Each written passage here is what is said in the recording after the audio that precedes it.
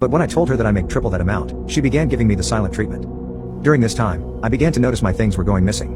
I wanted to go fishing with some friends one time, and when I was looking for my rods, she must have noticed and said she had given them to her uncle. I told her not to take my stuff without asking, but I didn't mind too much because they were old. So, I just bought some more. Another time, I was about to go to the gym, and I was looking for my pre-workout.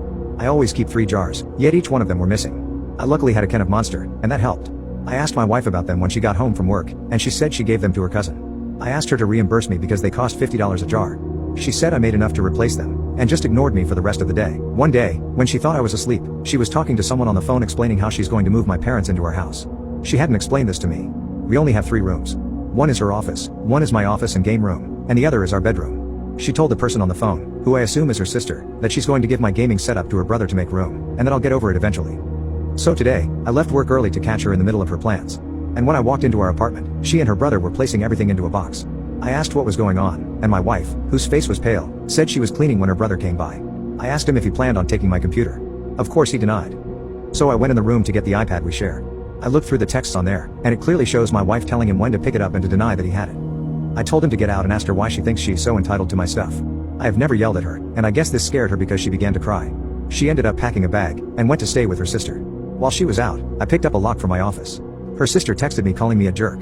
I am beginning to think I could have handled this better, and I'm looking for advice.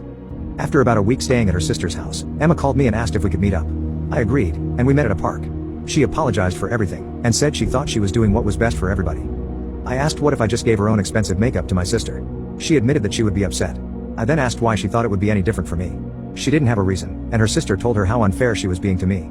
We decided to give things another chance, and she moved back in. It was going well, until she started moving her things into my office. I asked her what she was doing, and she explained how she needed the room for her parents. I told her no, and that's not happening. I grabbed her things, and placed them back into her office. I told her that they could move in, but my space has to remain untouched. On top of that, we need to determine how bills are going to be paid. She called me a selfish jerk, and then ran back to her sister's. I guess her sister told her she was being inconsiderate once again. And apparently they got into an argument because the sister refuses to take their parents in, and said she's tired of hearing about her problems. I agree with her. Her sister has 4 kids.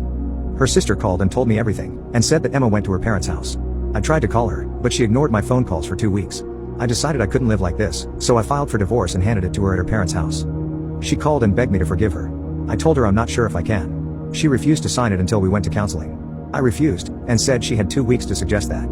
So now, I live alone. She still refuses to sign the papers, but that doesn't stop the divorce.